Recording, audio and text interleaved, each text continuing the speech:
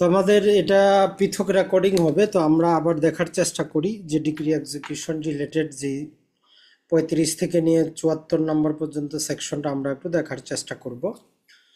তো মূলত আপনি যে মামলা করলেন, ওই মামলা করার পর ধরলাম যে আমরা কি করলেন, আপনি মামলাটাতে জিতলেন। তো জিতলে আপনি ফাইনালি করবেনটা কি, আপনি এক্সিকিউশনে যাবেন।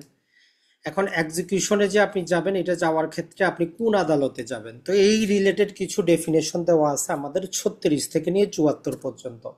তাহলে এই কনসেপ্ট বা এই সিরিয়ালটা হচ্ছে আমাদের এক্সিকিউশন অফ ডিক্রি বা ডিক্রি কার্যকর সংক্রান্ত বিষয়। এইটার সাথে আমাদের ওয়ার্ডার নাম্বার যুক্ত আছে 21, যেটা একটা বিশাল ওয়ার্ডার, যেটা আমরা বললাম যে আমরা পরবর্তীতে পড়াবো, যখন আদেশগুলো পড়বো তখন। তো এখানে সর্বপ্রথম আমাদেরকে জানতে হবে যে আমরা ডিক্রি প্রদানকারী আদালত কোনটাকে বলবো। এখানে প্রথমেই বলতেছে যে আপনি চাই মামলাটা আপিল আদালত থেকে জিতেন অথবা রিভিশন আদালত থেকে জিতেন, তাতে কিচ্ছু যায় আসে না। আমরা ধরে নিব যেই আদালতে আমরা মামলাটা সাবমিট করছিলাম প্রথম দিন, ওইটাই হচ্ছে আমার ডিক্রি প্রদানকারী আদালত। তাহলে কোন আদালত ডিক্রি প্রদানকারী আদালত, যেই আদালতে আপনি মামলা সাবমিট করছেন, চাই মামলাটা আপিল হোক, রিভিউ হোক, রিভিশন হোক, দেখার বিষয় না। দ্বিতীয়ত, এখন গিয়ে দেখলেন যে ওই আদালতটার অস্তিত্ব নাই, সরকারে বিলুপ্ত করে দিছে বা তার জুরিসডিকশন চেঞ্জ হয়ে গেছে। এখন তাহলে কোন আদালতে যাবেন? তো বলতেছে যে যেই মামলার ডিক্রি আপনার কাছে আছে, যদি আজকে এটা নিয়ে মামলা দায়ের করতে হয়, তাহলে আপনি যেই আদালতে করবেন ওইটাই হচ্ছে ডিক্রি প্রদানকারী আদালত। তো 37-এ ডেফিনেশন ক্লিয়ার করে দেয়। 38 বলতেছে যে তাইলে ডিক্রি জারিকারী আদালত কাকে বলবো। তো বলতেছে যে যেই আদালত ডিক্রি প্রদান করছে উনিই হবেন ডিক্রি জারিকারী আদালত, অথবা উনি যার কাছে ট্রান্সফার করছেন যে আপনি কার্যকর করেন, তাকেও আমরা ধরে নিতে পারবো। তাহলে 37 আর 38 আমাদের মূলত আদালত চিনায় যে কোনটা ডিক্রি প্রদানকারী আর কোনটা ডিক্রি কার্যকরকারী। এরপরে আমরা একটু বোঝার চেষ্টা করব 42 নাম্বার, যে যেই আদালত আমাদের ডিক্রিটা বাস্তবে এক্সিকিউশন করবে, কার্যকর করবে, তার কি কি ক্ষমতা। তো 1 নম্বর বাই ডিফল্ট ক্ষমতা হচ্ছে যে বিচারিক আদালতের যা যা যা ক্ষমতা ছিল সবকিছু তার কাছে থাকবে। আর এডিশনাল ক্ষমতা হইল উনি ডিক্রিটাকে চাইলে নিজে কার্যকর না করে এখন আরেকজনের কাছে পাঠাইতে পারবেন। যদি কোনো উত্তরাধিকারী অ্যাড হইতে চায় অথবা কোনো উত্তরাধিকারী বিরুদ্ধে ডিক্রিটাকে আমাদেরকে এক্সিকিউশন করতে হয়, সেটা আমরা করতে পারবো। যদি ডিক্রির মধ্যে কোনো ভুল ভ্রান্তি ত্রুটি থাকে, সেটাকে সংশোধন করতে পারবো। যদি কেউ ডিক্রিটা কারোর বিরুদ্ধে অ্যাসাইন করে নেয়, তাহলে ওই নতুন অ্যাসাইনিকে আমরা স্বীকারোক্তি দিতে পারবো। যদি ডিক্রিটা কোনো ফার্মের বিরুদ্ধে এক্সিকিউশন করতে হয়, সেটাও করতে পারবো। তার মূলত কথাটা হচ্ছে ডিক্রি জারিকারী আদালত সমস্ত কিছু করতে পারবে যা বিচারিক আদালত করতে পারতো, এবং এর বাইরে কার্যকর করার জন্য যা কিছু করার দরকার 42-এর ক্ষমতা বলে সব কিছুই করতে পারবে। এরপরে আমাদের জন্য গুরুত্বপূর্ণ হচ্ছে 46। এইটা কোট আনকোট এই শব্দটা মনে রাখবেন, হুকুমনামা বা প্রিসেপ্ট। তো প্রিসেপ্ট বা হুকুমনামা জিনিসটা হচ্ছে যে যেই আদালত ডিক্রিটা প্রদান করছে তার কাছ থেকে একটা আদেশনামা নেওয়া, যাতে ওই ডিক্রিকৃত সম্পত্তিটা কোনোভাবে এলিনেশন না হয়, ধ্বংসপ্রাপ্ত না হয়, বিক্রি না হয়, হস্তান্তর না হয়। আপনি ঢাকায় মামলা জিতছেন, সম্পত্তিটা সিলেটে, ঢাকা থেকে আইনগতভাবে মামলাটা ট্রান্সফার করে নিতে 1 বছর লাগবে। এই 1 বছরের মধ্যে ওই জমির অবস্থা খারাপ হয়ে যাবে, তো আপনি চান যে আজকেই একটা অ্যাটাচমেন্ট অর্ডার ইস্যু করা হোক, তো ওইটাই হচ্ছে প্রিসেপ্ট। তাহলে প্রিসেপ্ট আমরা কোন আদালতে চাবো? যেই আদালত ডিক্রি দিছে। কোন আদালতের জন্য করব? যেই আদালতে সম্পত্তিটা অবস্থিত। কতদিন থাকবে? ম্যাক্সিমাম 2 মাস। এটাই এমসিকিউ, ম্যাক্সিমাম 2 মাস। যেমন এ নামক ব্যক্তি ঢাকায় মামলা করছে, যেই জমিটা হচ্ছে রাজশাহীতে। এখন মামলা জিতার পর সে ঢাকার আদালতের কাছে আবেদন করবে যে আপনি রাজশাহীর আদালতের কাছে একটা আদেশনামা পাঠান, উনি যাতে তার আদালতে অবস্থিত যে জমিটা ওইটার উপর একটা কোক আদেশ দিয়ে দেয়। তো এটাই হচ্ছে আমাদের প্রিসেপ্ট, যেটা সর্বোচ্চ 2 মাস কার্যকর থাকবে। 2 মাসের পরে যদি আমরা বাড়াইতে চাই, আবার ওই ঢাকার আদালতের কাছে আসতে হবে যে আর একটু সময় বাড়িয়ে দেন। তাহলে ম্যাক্সিমাম সময় 2 মাস। এরপরে সরাসরি 48, একটা ডিক্রি কতদিন পর্যন্ত কার্যকর করা যায়।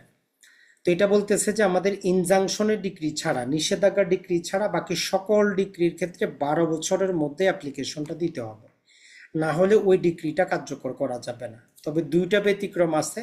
একটা হচ্ছে যদি কোনো প্রকার ফ্রড বা প্রতারণা প্রমাণ করা যায়, অথবা কোনো প্রকার হুমকি দমকি জবরদস্তির কারণে 12 বছরে এটা এক্সিকিউশনে যাওয়া যায় নাই, তাহলে 12 বছর পরেও করা যাবে, আইনগত কোনো বাধা হবে না। তবে আমরা যখন আদেশগুলা পড়বো এখানে নানা প্রকার কথা বলা আছে যে আসলে প্রতিটা ডিগ্রির বিরুদ্ধে প্রথম অ্যাপ্লিকেশনটা আপনাকে কি করতে হবে, কত দিনের মধ্যে দিতে হবে, কত দিনের মধ্যে অ্যাপ্লিকেশন দিলে বিবাদীকে আমাদেরকে নোটিশ দিতে হয় না, এই রিলেটেড নিয়ম কানুন আমরা আদেশে পড়ব। এখান থেকে শুধু এই বেসিকটা জানবো যে 12 বছরের মধ্যে অ্যাপ্লিকেশন দিতে হয়। আর 12 বছরের পরে গেলে দুইটা জিনিস প্রমাণ করতে হবে, যে আপনার সাথে প্রতারণা ঘটছে অথবা 12 বছরের মধ্যে আপনারে জবরদস্তিমূলকভাবে এটা এক্সিকিউশনের দরখাস্ত দিতে দেয় নাই। এইটাই হচ্ছে 48। এরপরে 50 নাম্বার সেকশনটা আমরা ওই যে এলআর লিগাল যে রিপ্রেজেন্টেটিভ আছে এদের কথা একটু স্মরণ রাখবো। সেটা হচ্ছে আপনি মামলাটা যার বিরুদ্ধে জিতছেন উনি জীবিত ছিল, তখন এক্সিকিউশনের ক্ষেত্রে গেলেন যে উনি মারা গেছে। এখন তার যে এলআর এর বিরুদ্ধে আপনি কার্যকর করবেন, বলতেছে যে তার ওই ব্যক্তির জাজমেন্ট ডেটারে যতটুকু সম্পত্তি ততটুকু থেকে আদায় করতে পারবেন, তার এলআরদের ব্যক্তিগত সম্পত্তি থেকে আদায়ের কোনো সুযোগ নাই। তাহলে আমরা ডিক্রিটা এক্সিকিউশন এলআর এর বিরুদ্ধে করতে পারবো কিনা, কথা হচ্ছে যদি এলআররা ওনার কোনো সম্পত্তি পায় ততটুকুই করা যাবে, লিগ্যাল রিপ্রেজেন্টেটিভের ব্যক্তিগত সম্পত্তি থেকে ডিগ্রি এক্সিকিউশন করা যাবে না, এটা বলতেছে 50। আর 51 নম্বরটা বলতেছে আমাদের একটা ডিক্রি 5 ভাবে এক্সিকিউশন করা যায়। একটা হচ্ছে যে সম্পত্তি আমরা বুঝিয়ে দিলাম, 2 নম্বর যেটা হচ্ছে যে আমরা সম্পত্তিকে আটক করলাম এবং বিক্রি করে দিলাম, 3 নম্বর হচ্ছে ব্যক্তিকে কারাগারে পাঠিয়ে দিলাম, 4 নম্বর ওই সম্পত্তি দেখাশোনার জন্য কোনো তত্ত্বাবধায়ক বা রিসিভার নিয়োগ করে দিলাম, 5 নম্বর এনি অ্যাপ্রোপ্রিয়েট বা সুইটেবল কোনো ম্যানার হইতে পারে যেটা আদালত সিদ্ধান্ত নেবে। এরপরে 52টা হচ্ছে যে এই ডিক্রিটা আমরা জাজমেন্ট ডেটারের বিরুদ্ধে জিতি নাই, সরাসরি মামলার মধ্যেই তার এলার্টরা যুক্ত হয়েছিল, মানে মামলা চলাকালীনই যে যিনি বিবাদী ছিলেন উনি মারা গেছেন, তখন আমরা তামাদি আইন অনুযায়ী 90 দিনের মধ্যে কি করছি, তার এলার্টদেরকে অন্তর্ভুক্ত করছি। এখন যখন আমরা এই এলার এর বিরুদ্ধে ডিক্রি লাভ করব, এটা যখন এক্সিকিউশনে যাব যদি দেখি যে তাদের কাছে কোনো সম্পত্তি নেই, তখন আমরা কি করব?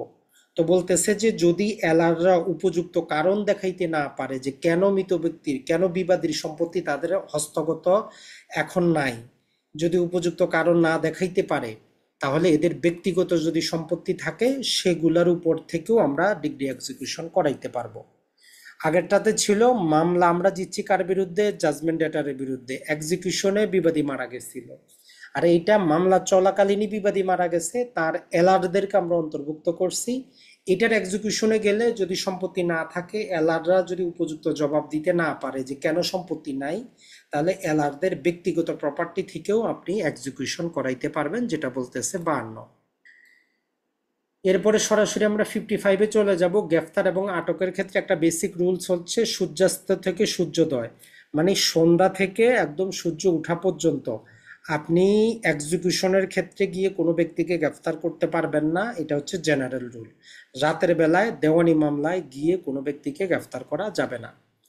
56-এ বলতেছে যে মানি সুটের মামলায়, টাকা পয়সার মামলায় বয়স্ক ব্যক্তিকে, অসুস্থ ব্যক্তিকে, গর্ভবতী মহিলা এবং যে মহিলা বাচ্চাদেরকে দুধ খাওয়াচ্ছে এইরকম মহিলাকে মানি সুটের মামলায় গ্রেফতার করা যাবে না।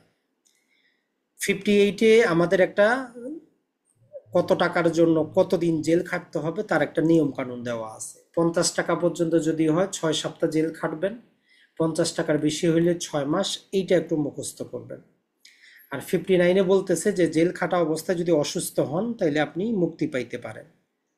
60 নম্বর আমাদেরকে বলে যে যখন আমরা ডিক্রি জারি করতে যাব তাহলে কোন কোন সম্পত্তিগুলো আমরা অ্যাটাচ করে বিক্রি করতে পারবো আর কোন সম্পত্তিগুলো অ্যাটাচ করে বিক্রি করতে পারবো না। লম্বা চড়া লিস্ট আছে, আমাদের কোনো দরকার নাই, আপনি জাস্ট এতটুকু মনে রাখবেন যে 16 প্রকারের এমন সম্পত্তি দেওয়া আছে যেগুলো আমরা কোক করে বিক্রি করতে পারবো না।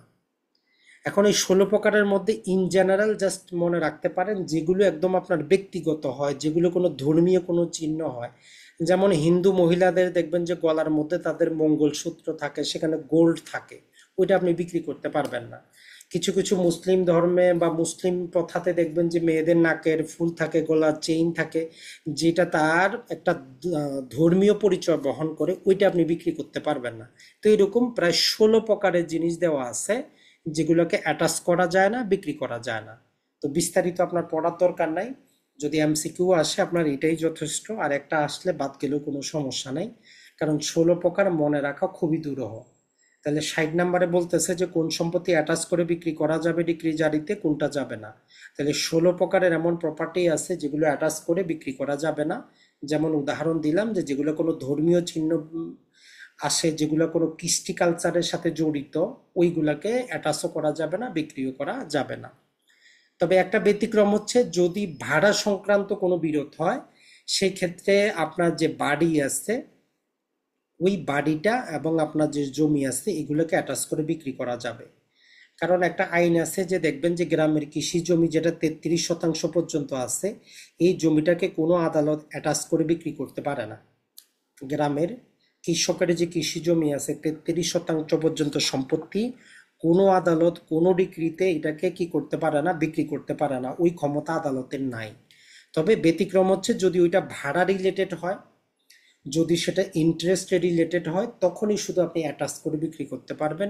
এর বাইরে যেমন আমরা বললাম গ্রামে কৃষকের কৃষি জমি যেটা 33%-এর মধ্যে তার বাড়ি ঘর আছে, ওইটাকে অ্যাটাচ করা যাবে না, কোনো আদালত এটাকে বিক্রি করতে পারে না, এক্সিকিউশনে যাইতে পারে না। আর 65 বলতেছে যে এই যে আদালতের মাধ্যমে আপনি কোনো সম্পত্তি বিক্রি করবেন, আদালতের মাধ্যমে সম্পত্তি বিক্রি হয়, এখানে ক্রেতা বিক্রেতা থাকে। আপনি যদি ক্রেতা হন, আপনার মালিকানা কোন দিন থেকে আসছে বলে আমরা ধরবো। যেমন ধরেন যে আজকে 12 তারিখ, আজকে 12 তারিখে আমি আদালতের মাধ্যমে এক্সিকিউশন একটা জমি কিনলাম। এখন এই আজকে 12 তারিখ থেকে আমি মালিকানা পাবো, না এখানে আরো 30 দিন সময় দেওয়া থাকে, যে কারো যদি কোনো আপত্তি থাকে 30 দিনের মধ্যে উনি ওই যে ডিক্রিটাকে সেট এসাইড করার দরখাস্ত দিতে পারে। যেমন আমরা তামাদি আইনের যদি বলি যে 16 নম্বরে আপনি পড়েছেন, তামাদি আইনের 16 নম্বরে কি দেওয়া আছে যে সেট এসাইড করার জন্য যতদিন সময়, ওই সময়টা তামাদি থেকে বাদ যায়। এখন ধরলাম যে এখানে কি হইলো, 30 দিন পরে অ্যাপ্লিকেশন দায়ের হইলো, এটা চললো 6 মাস।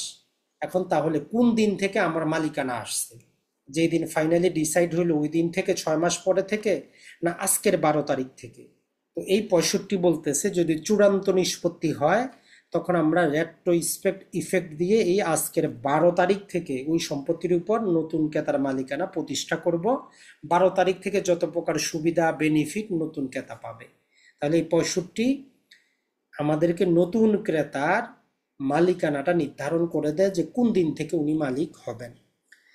আর একজন ব্যক্তির বিরুদ্ধে যদি একাধিক কোনো দাবি থাকে, ডিক্রি থাকে, মানে একজন ব্যক্তি 10 জন থেকে টাকা পয়সা হাওলাত নিছে, 10 জনই আদালতে মামলা করছে, 10 জনই ডিক্রি পাইছে।